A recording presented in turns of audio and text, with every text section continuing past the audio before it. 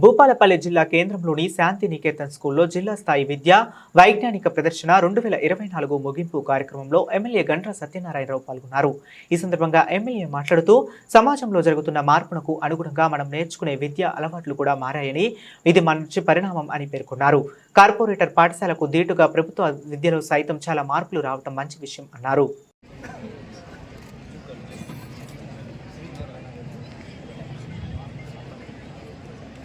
Shri Chandana Reddy Jukkal school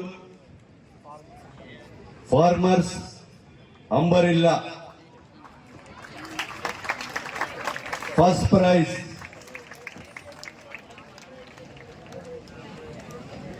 ఉన్నారా?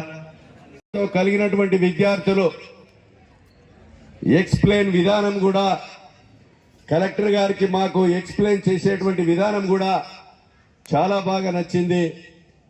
దానికి ప్రోత్సాహాన్ని ఇచ్చినటువంటి ఉపాధ్యాయులకు, ఆ పాఠశాల యజమాన్యానికి కూడా మనస్ఫూర్తిగా ధన్యవాదాలు తెలియజేస్తున్నా. మేము ప్రైవేటు పాఠశాలల కంటే ప్రభుత్వ పాఠశాలలో ఏమేమి తక్కువ కాదని ఈరోజు కేజీవీబీ జూనియర్ కళాశాల పిల్లలు మంచి నృత్యం చేసి కళను ప్రదర్శించారు. ఈ వారికి కూడా, వారి యొక్క ఉపాధ్యాయ బృందానికి, వారికి కూడా మనస్ఫూర్తిగా ధన్యవాదాలు తెలియజేస్తూ, ఈరోజు ప్రైవేటు స్కూళ్ళకి అలవాటైపోయారు చాలా మంది. ప్రభుత్వ పాఠశాలలో కూడా పటిష్టం చేయాలని ఈరోజు మరి డిఎస్సి నిర్వహించి 10,000 పైచిలుకు ఉద్యోగాలను టీటీసీ బీఈడి చదివిన వారికి ఉపాధ్యాయ నియామకాలు చేసినటువంటి ప్రభుత్వం రేవంత్ రెడ్డి గారి ప్రభుత్వం అని మీకు ఈ సందర్భంగా తెలియజేస్తున్నా.